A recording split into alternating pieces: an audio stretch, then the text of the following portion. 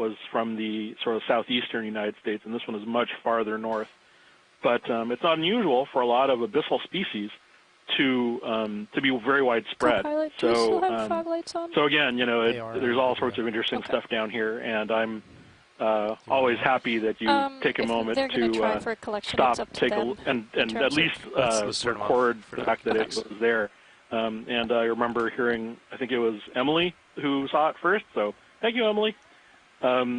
But also, I just thought as long as I was on, I would give you some other names which came up while you guys were sort of offline there. Those white pancake urchins that you're seeing, it turns out that that is almost certainly something called Hygrosoma petersii, or, you know, if you just want to be more conservative, Hygrosoma. And I think there was something else that you guys saw, but I don't remember what it is quite right now. So anyway, but that's one more urchin that you have a name for, I hope. Spin to keep me in view. Copy. Awesome. Thanks, Chris. We're always happy to stop and smell the starfish, and I just wish we could have grabbed that one, but c'est la vie. Oh, that's fine. I've long since realized that it's never the last one you see. There's always another one. So thank you. No problem. Thank you for the weigh-in.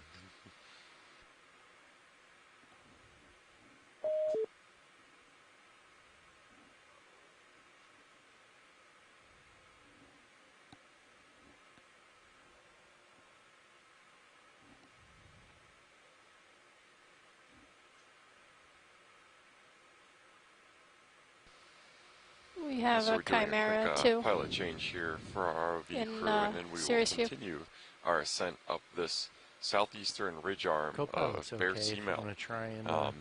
We are currently just at about 2,000 meters water depth for Sirius, the upper body of our two-body ROV system, which is at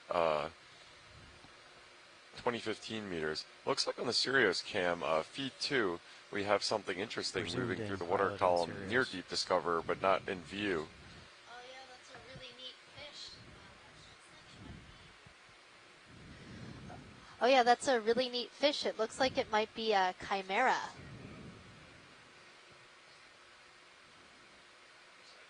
I love how these fish sort of flap their pectoral fins as they gently swim through the water column. It's a really distinctive silhouette, too. Yeah, that's why I was able to make an identification of it, just because they're very uniquely shaped. Now, if we were able to see this fish's face, that's also a very distinctive feature. Okay, all right. And you can check out more images of chimeras on the Deep Sea Animal Guide. And they're often featured on some of our posts online as well. I'm not sure whether distinctive face sounds like a compliment or an insult, Megan. I think they're kind of cute. Probably. Here, I'll show you a picture. Maybe a vibration. But. Yeah, so we're going through the animal guide right now to okay, well, actually that was not successful, so another sighted we're gonna move chimera. On.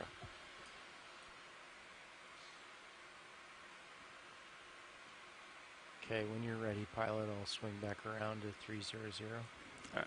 Yeah, let's go ahead and do that now. Okay. Did you copy that, pilot, or watch lead, excuse me? Yeah, copy that. Okay. Thanks for trying. Okay, I'm rotating down to keep you in view, pilot, as well. Sounds good, co-pilot, thanks. So the features that you look for when you're trying to identify chimera from another fish like a rat-tail fish are these very wide pectoral fins, and then cool shot from Sirius. On the tail you'll notice this sort of indentation on the dorsal fin near the end of the tail. It has this very distinctive shape. It almost looks, I would say, shark-like in nature, even though they aren't sharks.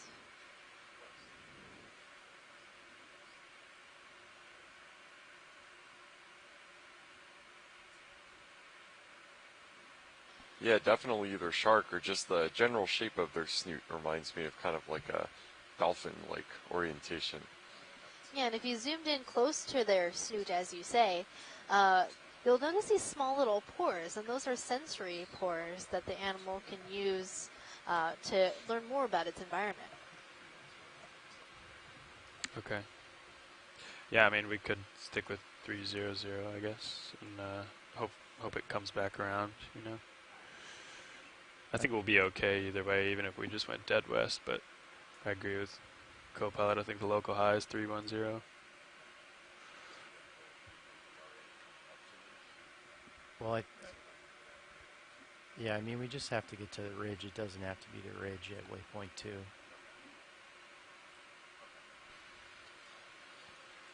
Yeah, we're continuing our descent right now, and at first glance, this looks pretty similar to some of the canyon walls that we were discovering in previous expeditions. Like I'm thinking of the Northeast Channel site, as well as minor unnamed canyons. So these are areas where the slopes are fairly steep. You can get the view of that looking at the Sirius cam. That would be feed 2. You can see that we're ascending a fairly steep wall of this seamount, but the sediment type is generally fine-grained, with here interspersed poorly sorted cobbles, a debris field that is probably sourced from failure of the seamount wall, possibly also some ice rafted debris that had came down from upslope. I mean, you can always check with Watchlead to see if just the ridge in general is the target, and if so, then you know we can just keep following the local high. Are we moving right now, though? Okay.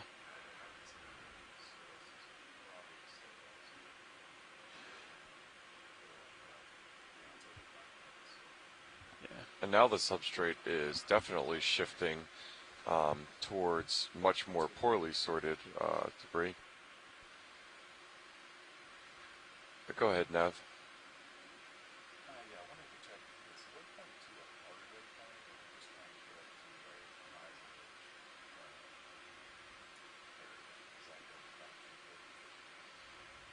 Yeah, I don't believe it's too specific. I think more so what we're looking for is a depth transect rather than just one specific place. Megan just stepped out for a minute. I'll check with her when she gets back.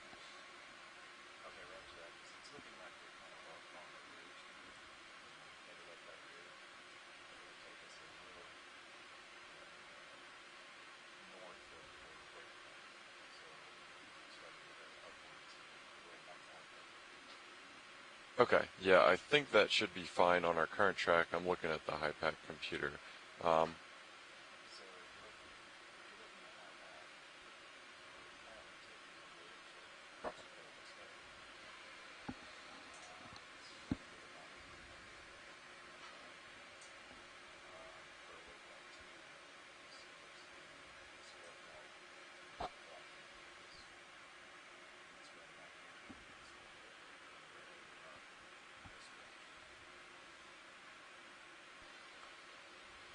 Copy that, Nav.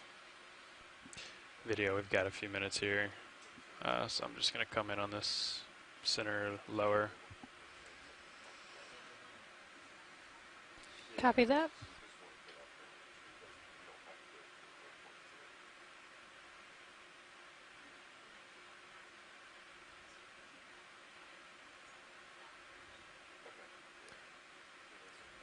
All right, let's come on in.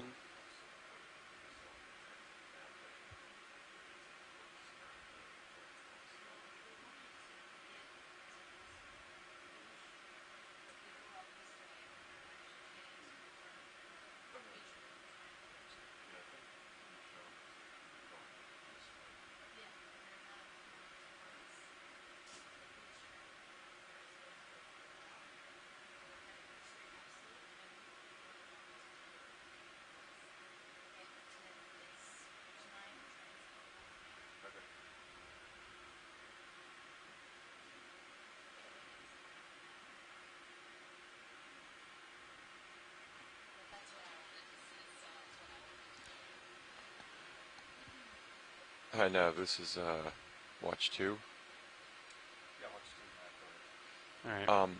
As long as we get to the ridge arm that waypoint 2 is kind of at the base at. That's what we're looking to do. Okay, this is winch construct. Drifting to the northwest and not really intersect that ridge, that's not that wouldn't be ideal. But if we can form kind of a line towards that ridge, control room as well. That would be good. I have you. Copy that, loud and clear. So I was doing rounds, and there seemed to be an odd noise and a little bit of slack in the line. Yeah, just as long as we're heading west, the line was hauled in. Just, northwest. I might have co-pilot do a couple tests with me if that's all right. Yeah, can you stand by for a minute? Thanks. Yeah, I'll stand by. Thanks. Okay, sorry about that. Radio silence. Watch lead pilot. Conferring with our navigation ROV team. Hey, we're gonna try to take care of something on the back deck right now. So we're gonna get a ship move in momentarily, but for right now we're just gonna hold on the water column while I talk to dive suit.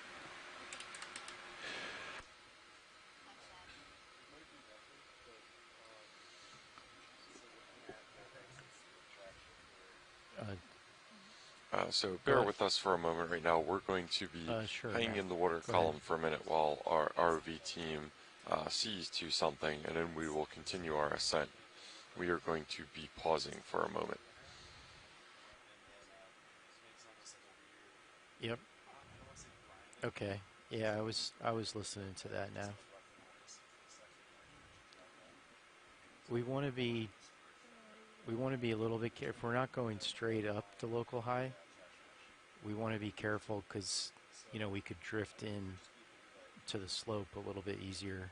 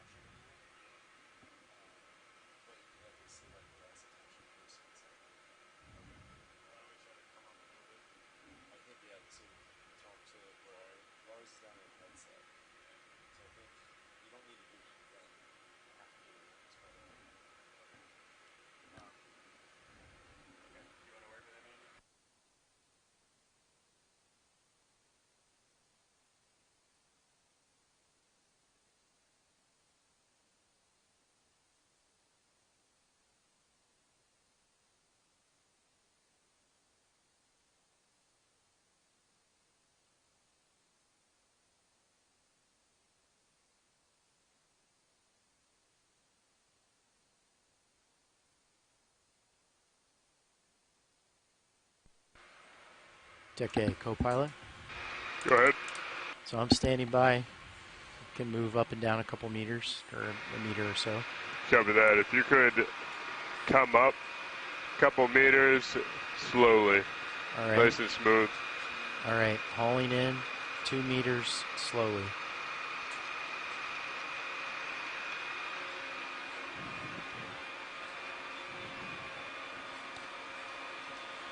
All right, and if you want to drop it back down. Okay, going back down.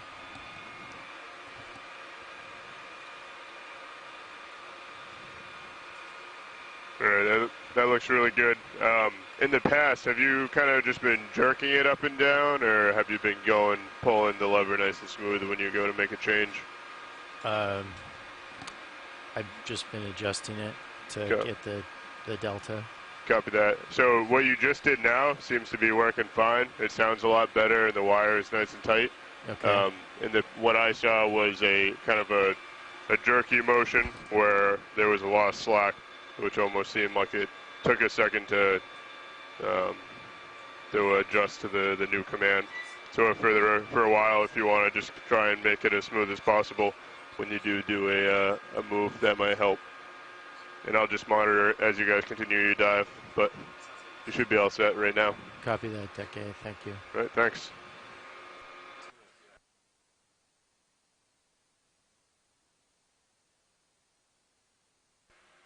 Actually, co-pilot, you still there? Go ahead, Deck A. Do you mind trying a few jerks just to see if that theory is correct? I don't think we want to do that, Deck. Copy that. Understood. Yeah, those motions right there seem fine. Okay. All right, feel free to continue. I'll just monitor it. I'll start doing half-hour checks instead of hour. Thanks, Dak.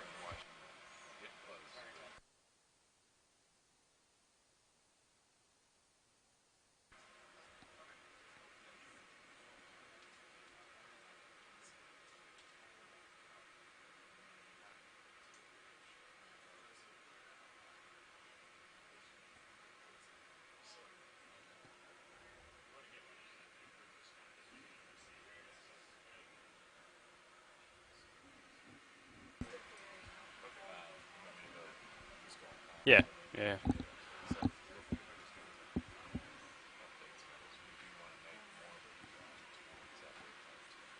Okay.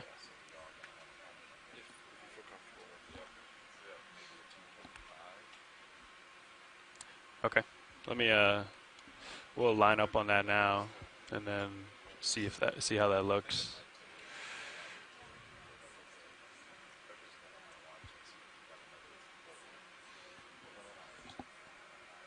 Copy.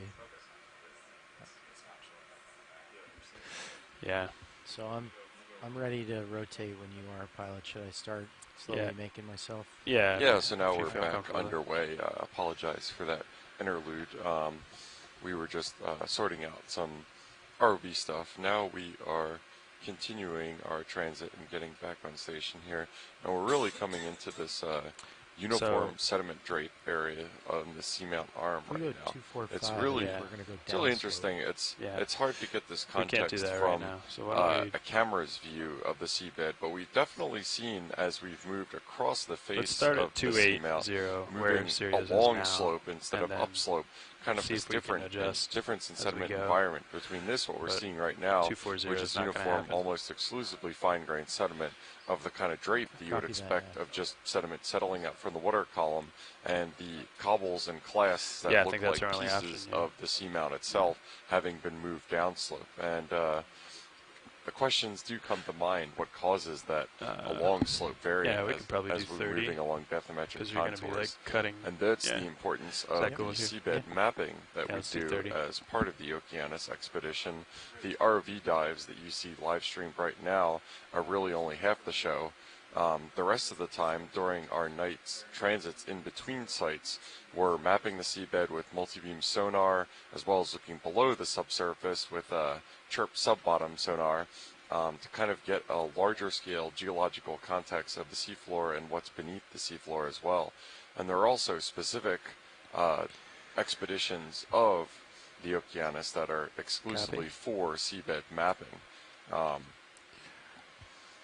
Like one of Deep Connections 1905 was actually a exclusively seafloor mapping cruise instead of the combination seafloor mapping ROV dives that we're doing on Lake 2.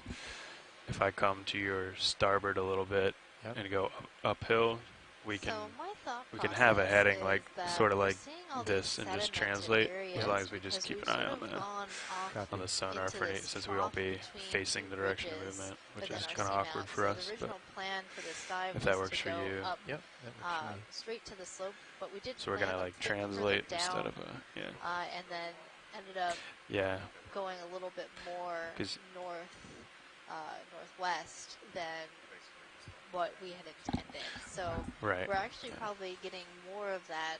So do you want me to keep my current heading, or should I toward the ridge a little bit? I can still keep where we're seeing a lot more sedimentation. Yeah, I think you can come towards me in the ridge a little bit, exposing a lot of and I'll just keep coming that way, maybe. All right. And as we make our way otherwise our imagery is towards really the ridge feature poor that going we that really way. wanted to see during this dive, we should be seeing more exposed rock, so more deep sea coral and sponge communities up there. So today we have an extended dive, which means that we'll be staying on bottom to about 5:30 Eastern Standard Time. For those of you in other time zones, you can figure out what time that is for you. For anybody listening in the Atlantic time zone, that would be about 6:30 for those in the central. Jump out ahead a little. there'll be about 4:30 and Mountain Time, 3:30, and Hawaii time. That would be about 18:30.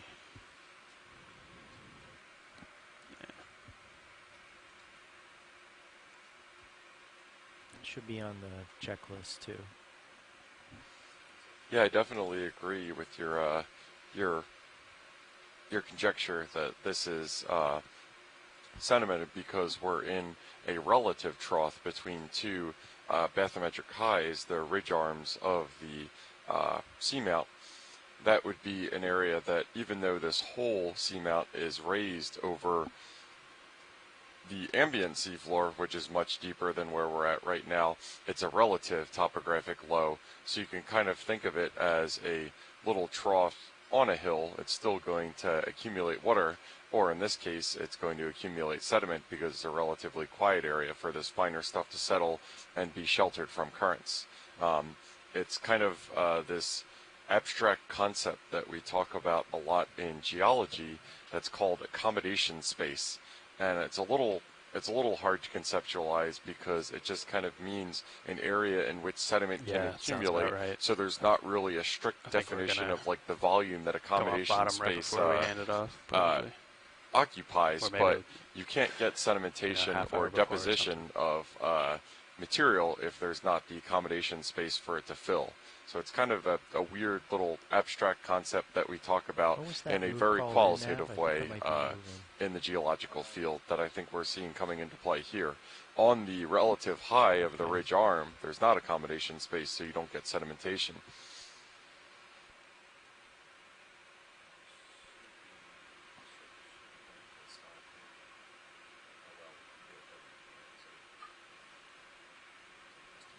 Another way to think about that is the ridge arm being a higher location, you're going to see current acceleration over that feature. And with higher currents, small particulate matter like this sediment won't actually be able to stay on the bottom. And so that'll get swept away, which is really ideal for corals and sponges.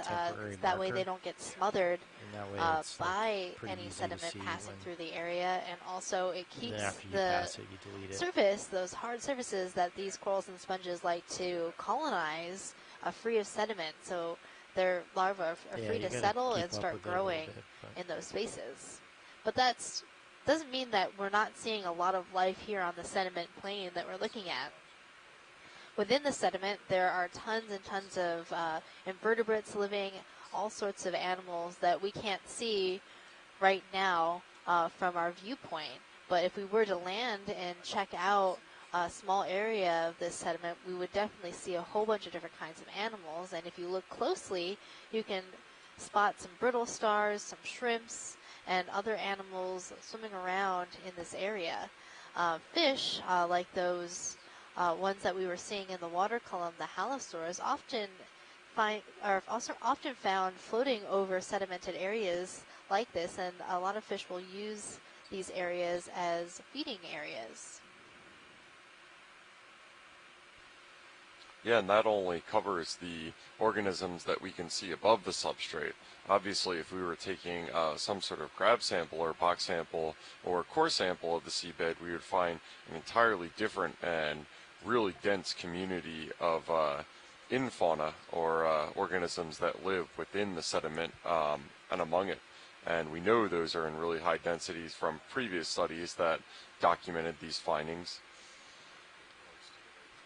And then there are other specialized organisms that have made it their goal to live within the sediment. So I think right now in the middle of your screen we're seeing a type of coral known as a sea pen.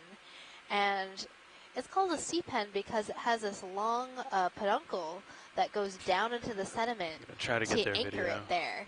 That way it doesn't get swept away by any currents passing over this sedimented plane. And the first scientists that found these sea pens called them sea pens because that long peduncle looked a lot like the length of a pen, and the end where all of the polyps are looked a little bit like a feather. So it looked like the old calligraphy feather pens of old. And here's one of those halosaurs floating by. You can see it wiggling the end of its tail very slowly as it drifts.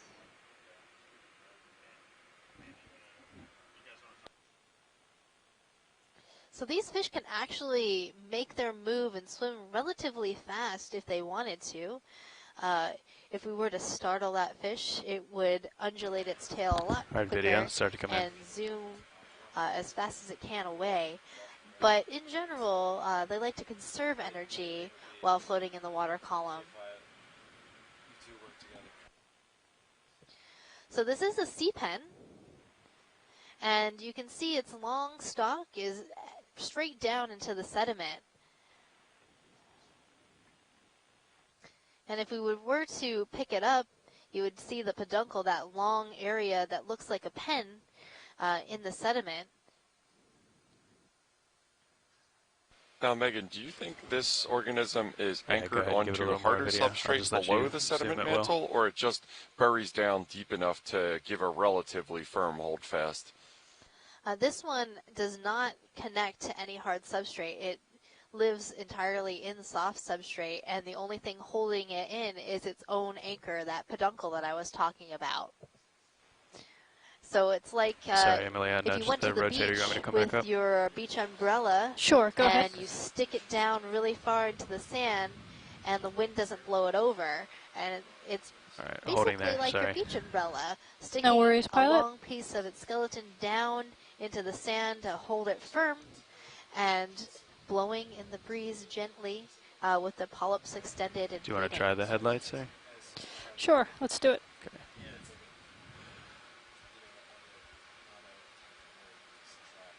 Yeah, and this one seems to have made its luck where no other of its kind can. It looked like within this relatively uninhabited by visible organisms let me know when area.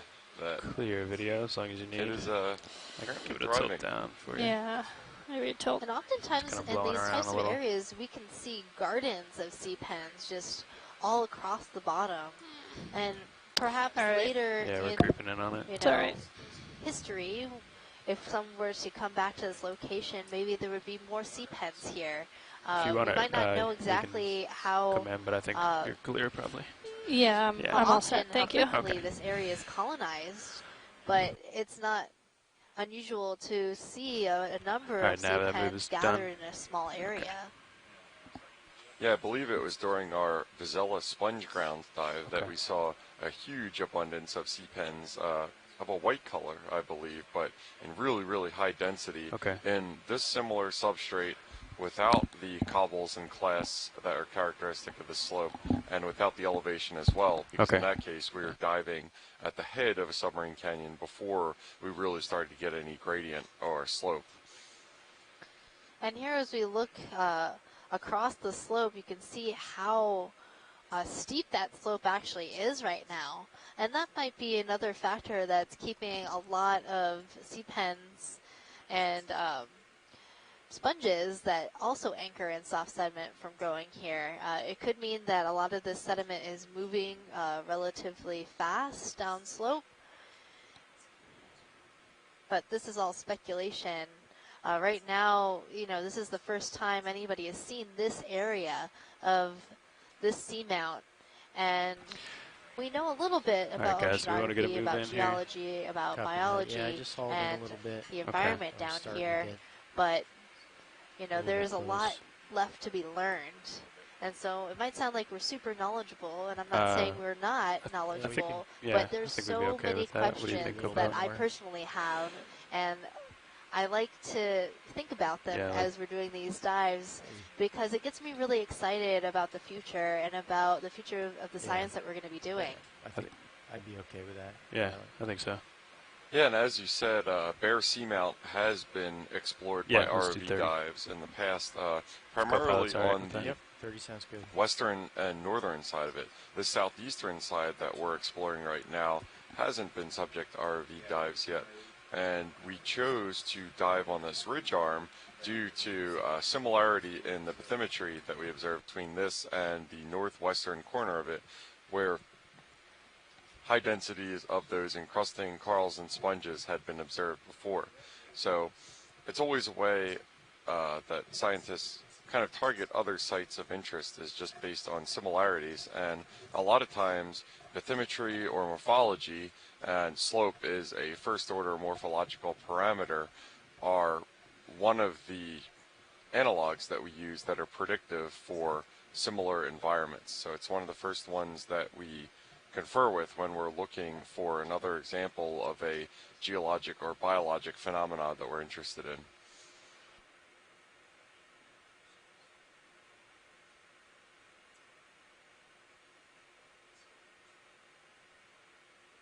That looked like a good example of one of those fish that we were seeing earlier, that the name escapes me right now. So that was a halosaur, and like I was saying, they often use these sedimented areas as places for feeding. And so I'm thinking that halosaur saw something tasty sticking around on the bottom, went down and got a nice snack.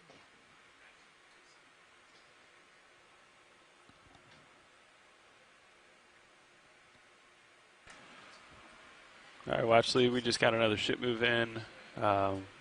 Just to get to the ridge, we're headed west now, but that kind of like translates us across this contour, so I'll be doing a lot of laterals instead of our normal zigzag pattern, but we're headed west now, so on the way to the ridge. Thank you, pilot. Sure.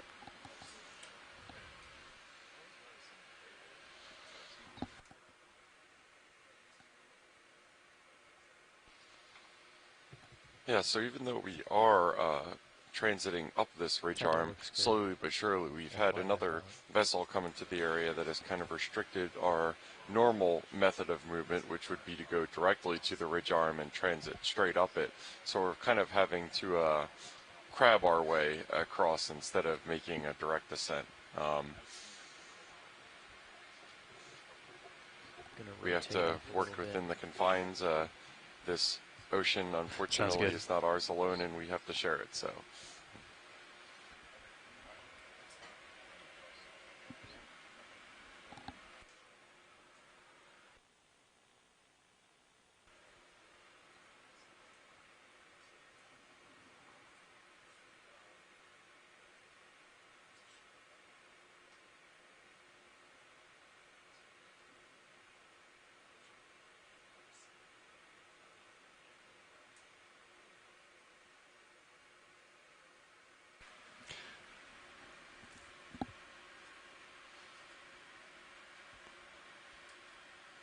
What kind of rock we got here, Jeff?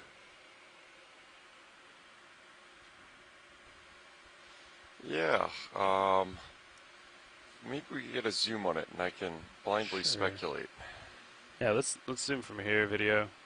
I'm already so tugging on the co-pilot there. This rock that we're looking at here definitely has a much different color than what we've looked at before.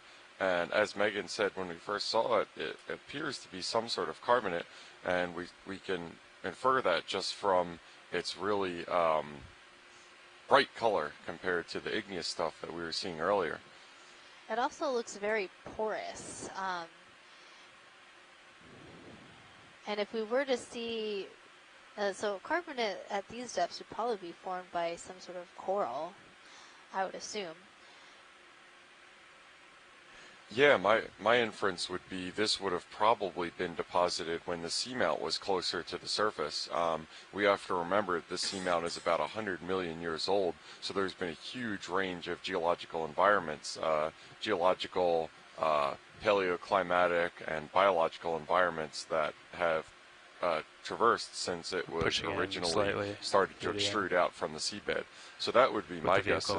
Maybe, and this is all speculation, thank you very much. This would be something like when the seamount was closer to the surface, that it was similar to having fringing reefs on it and atolls to some of the higher seamounts that we see in the Pacific, for example.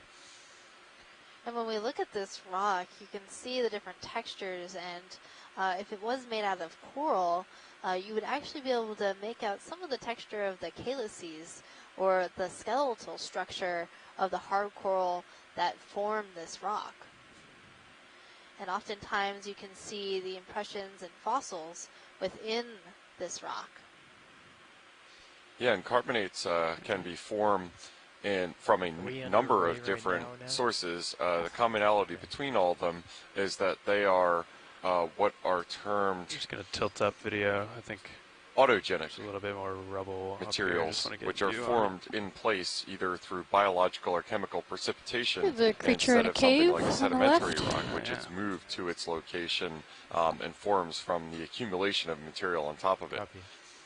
So those can include various chemical precipitates, biological skeletons on the case of corals, tests in the case of coccolithophores or forams or other sort of shell-building organisms, all settling out and then compacting over the years to form limestones or carbonates or chalks that could be what we're seeing right now. Pilot, can we take a look at that little fish in the rock? We can. We're headed that way now. Can't quite reach there, but... It's totally a fish. Keep pushing in. Let's hold their video. Sorry, I meant... I'll keep yeah, pushing in. That was my mistake. Let's come well, I'm not particularly familiar with the geological setting here in the Atlantic and with these seamounts, but it sort of surprises me to see carbonate at this depth. Normally near the top of Okeanos where you see the most carbonate, and we're still around 2,000 meters depth, so it's kind of interesting to be seeing this rock here. I would certainly assume this is in situ. I think that was the overhang that it was in.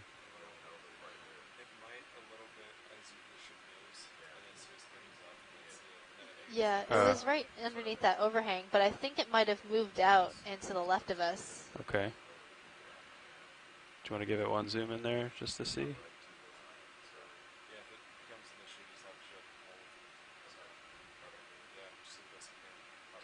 They're still in there. No, it is still in there.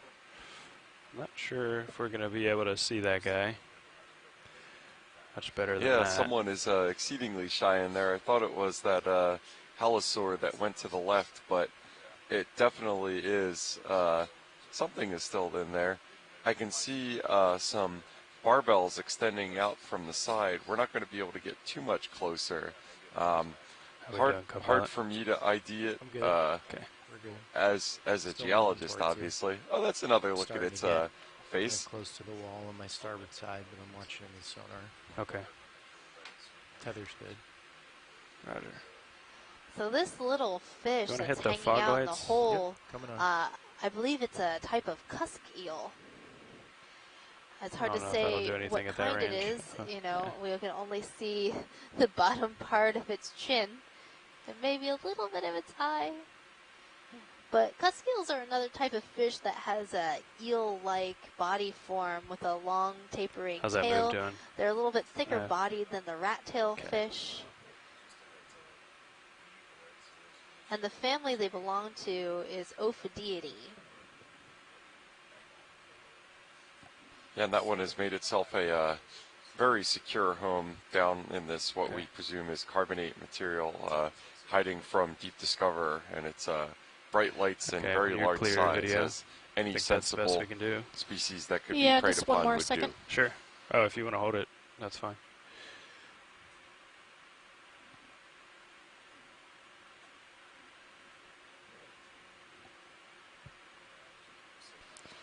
This could be maybe one of the live bearing eels, perhaps. Sure. And I've seen this association where they hide in these cracks and crevices, and it's pretty smart. I think we can kill the headlights there. They're not particularly fast swimmers, and you know, only us with this great camera would be able to find them in such a great hiding spot. So go little cusk eel for finding a super sneaky spot to hide in. Okay, so we're headed Yeah, so as I was saying before we saw that that cool fish, Megan, I suspect that this carbonate that we're seeing right now is probably not in situ, which means that where the materials that formed this carbonate grew is not originally where it was. We're still kind of at the base of the seamount, moving upslope, and even though wave erosion and thermal subsidence of the seamount itself would have contracted it and would be below the level at which it originally grew, I don't think, I would not suspect that it would account for 2,000 meters of depth change from where coral would have grown, you know, in the photic zone, the ability to form carbonates like we're seeing right now. That's what my geologic intuition is telling me.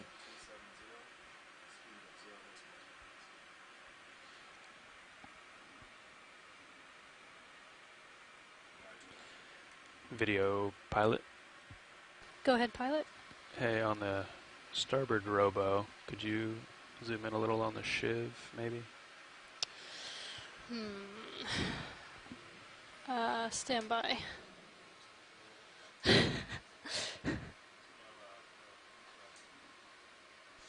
But it's definitely a pretty extensive amount of it. It's big sheets, it appears to be.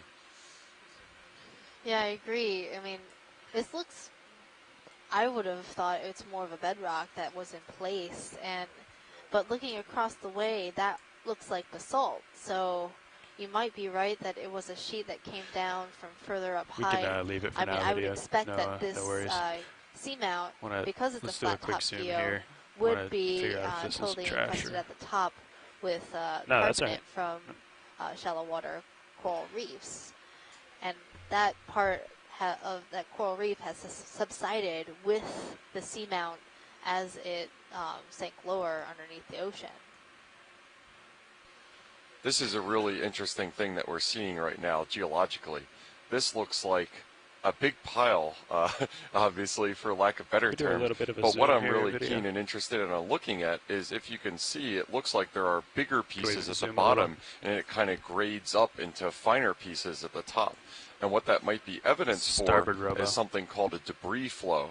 And that is a specific term for a slope failure that happens when material moves downslope and integrates some water into it as it moves, so it forms more of a slurry than it does just straight rock moving downslope.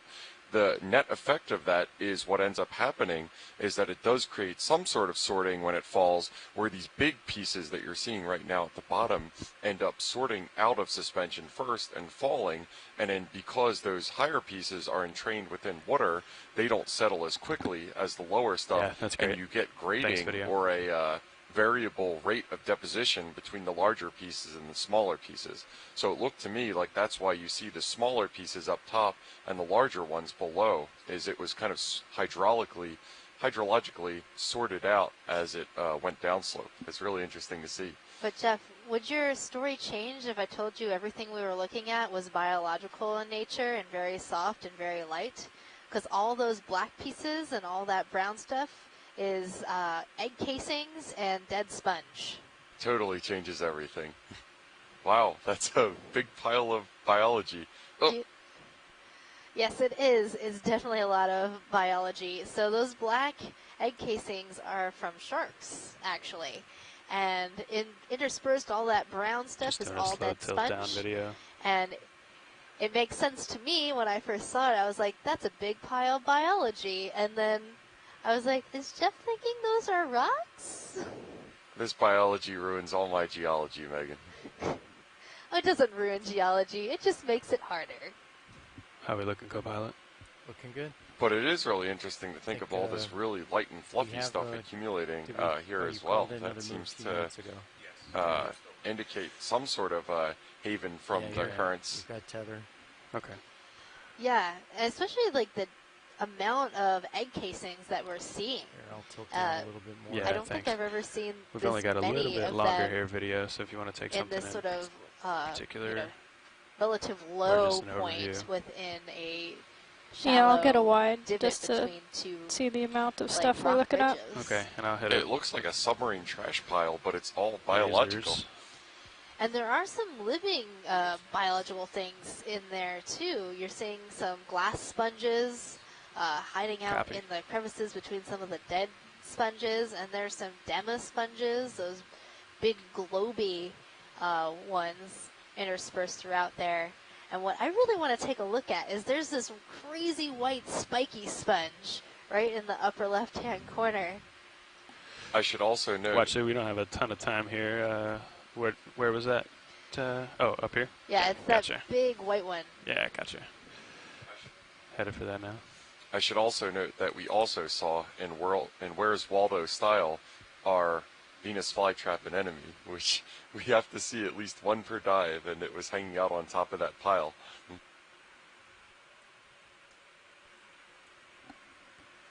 All right, video, let's start to come in here. So these big round balls that almost look like rocks are totally biology. Those are dema sponges. They have those openings osculum. And then I'm thinking that this white sponge that we're zooming in on is another type of demo sponge that I'm not particularly familiar with, but could be in the genus Polymastia. Thanks, yeah. I've seen that type a Polymastia sponge before. It has these crazy lobes coming out of it, but I would have to look into it and check out some different images online for demo sponges like this. It's really cool. Yeah, that body plan is not similar to anything that we've seen on our dives on this expedition so far, I believe. It's really, when I saw it from far away, I definitely thought it was an anemone instead of a sponge. All right, and zoom, anemone. We need to it almost video. Looks like we don't have much time here at all. But thank you, pilot. All those spines, as it looks like, are actually hollow tubes, and you can see the little openings at the ends of the tubes, which is why I think it might be in the genus Polymastia. All right, we might have to let that go. Yeah. Thank you, pilot. Sure. That was a really cool observation. I'm gonna have to sprint out ahead here. Sorry, watch lead. Gotta let that go. Yeah, no worries. Maybe 20 meters above you. Okay, coming up. Copy. I thought we saw a little debris flow field. I'm not saying that you didn't. The small little pebbles did look kind of sorted, with the black ones near the top and the white ones near the bottom. No, it definitely wasn't, because that was lighter stuff at the base of it, and you would always see it if it was anything from a turbidity current to a debris flow. You would get the sorting where it would be the heavier stuff is on the bottom and then the lighter stuff is coming up. But it was a nice thought. Okay, that's looking a lot better, pilot. All right.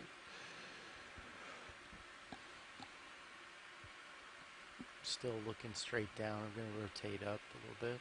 Okay. Sounds good.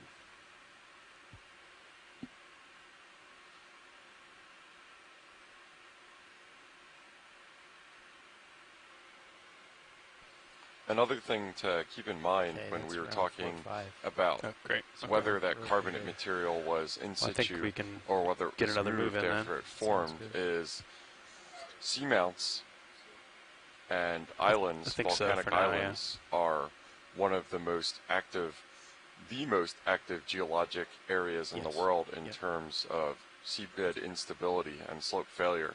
That's how volcanoes, especially shield volcanoes, are kind of formed, by spreading outwards, by the flanks of them failing downslope. And in terms of the scale of those failures when they happen, we describe them in terms of cubic kilometers of material failing downslope. I was just reading a new paper that came out about a global database of volcanic landslides, and they described a single event that transported 10,000 cubic kilometers of volcanic material downslope. And that leads us to one of my favorite geology terms, mass wasting.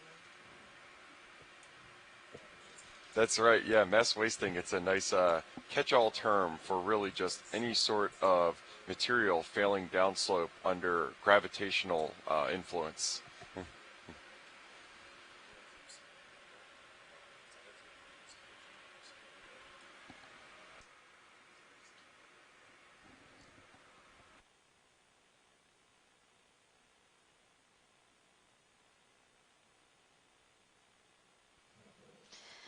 If you're just joining us, welcome to Dive 8 of our Deep Connections expedition, leg 2 of the cruise 1905. And we are currently diving at a depth of 1,975 meters on Bear Seamount within the Northeast Canyons and Seamounts Marine National Monument. Fibers look good. So our expedition, Deep Connections, was named that for a twofold reason. The first being that seamounts and canyons within our northeast waters are connected. And they're connected both to each other and from the deep sea to the shallow waters. And those connections are really important. We also have connections between our transboundary expedition starting in Halifax, Nova Scotia, surveying Canadian waters, and then moving into U.S. waters and seeing the connection between areas across our borders. Yeah, the connections have been pretty evident in terms biologically, observing kind of similar species or similar organisms on both sides of the border, which should be no surprise, as biology does not respect international borders and moves freely across it.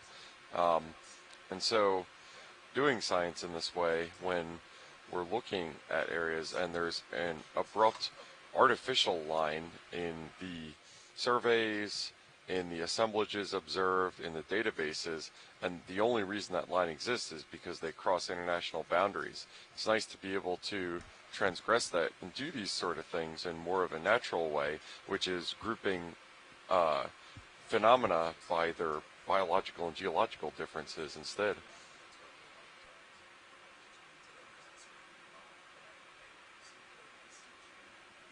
Okay. Okay. Well, when that move is in, I think we're okay for another one, if that helps.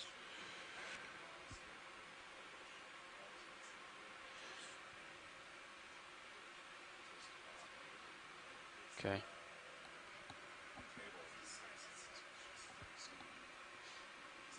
Yeah, that's something. If we're that concerned with it, then we either need to get somebody down there and looking at it, or change up our operation here. But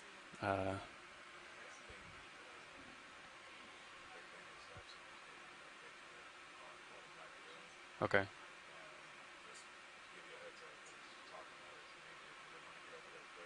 Mm-hmm.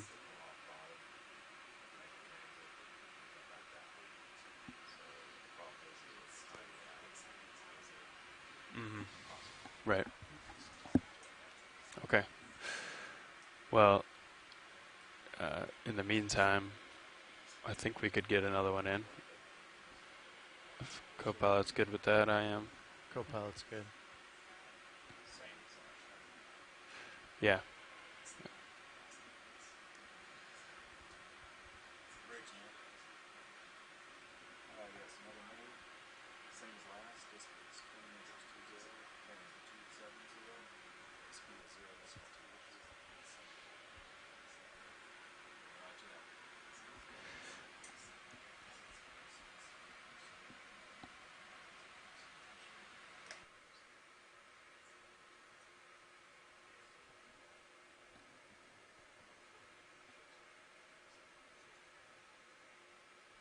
Copy that, whenever.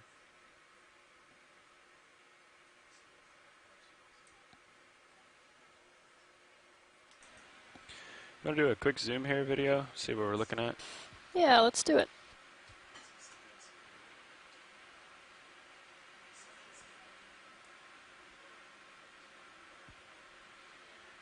Yeah, this is this is interesting that we're looking at. We were just conferring with one of our RV crew in terms of plans for the rest of the dive track. This salt and pepper material that you're seeing right now, it looks like a mix of tests or the bodies of carbonate-based organisms, which are the white things that you're seeing. I see gastropods, I see some sea urchin shells, some bivalves potentially as well, and the igneous material, the basalt that makes up the entire body of the seamount. And these are interspersed with a bunch of brittle stars that you see right now. And what this salt and pepper sediment reminds me of is the Hawaiian Islands, when you go to some beaches and you'll see that distinctive black and white pebbled material. And this is just kind of a reminder again that what we're looking at here is a mix of carbonate sediments. In this case, it might be carbonate sediments before they actually become lithified and form carbonates. This is just the actual shells of the animals themselves before they're consolidated together and turned into rock. I'm just kind of walking around a video, but let me know if you want. Yeah, there's nothing specific, so this is fine. There was probably a fringing reef or some sort of thing that was conducive to precipitation of these carbonate-shelled organisms. You could always try. And igneous material.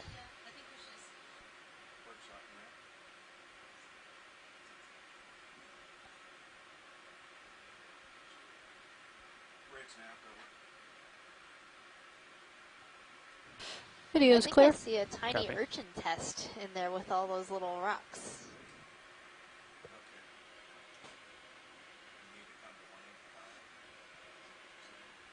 We're okay with that.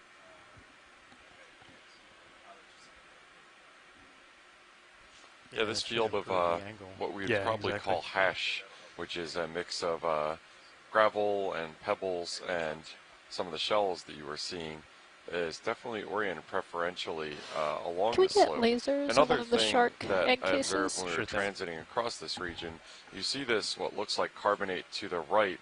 It was interspersed with another vertical band of igneous material. Zoom on this one with the lasers. And perfect. What that implies to me is what we are seeing is something that has been transported downslope, because as we know, these sediments, whether it's igneous materials at the seabed or carbonate stuff, especially precipitated out from the water column, it all gets deposited horizontally, more or less. So probably what we're seeing is something that was rotated and deposited downslope, probably some sort of detachment of a large rock off the top of the seamountain and deposited to the depth that we're at right now. I'm gonna look.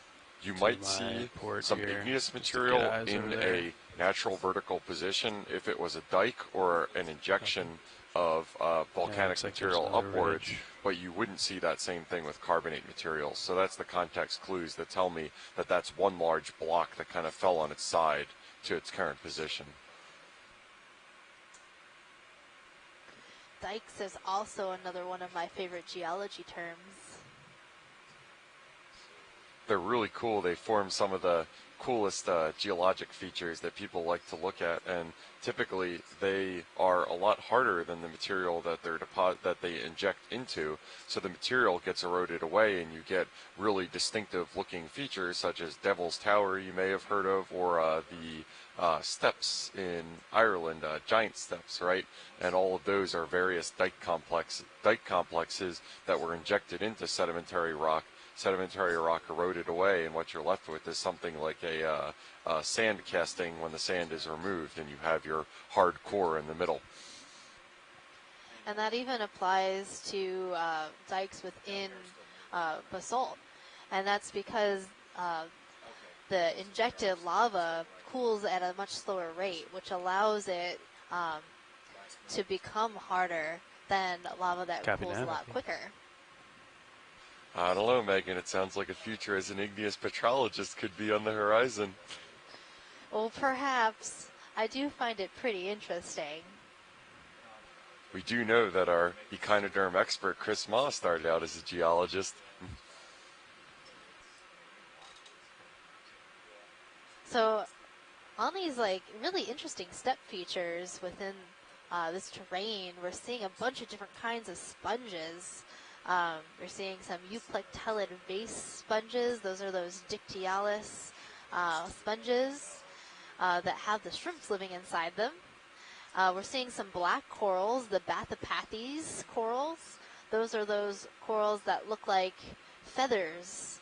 We're seeing a bunch of encrusting demisponges.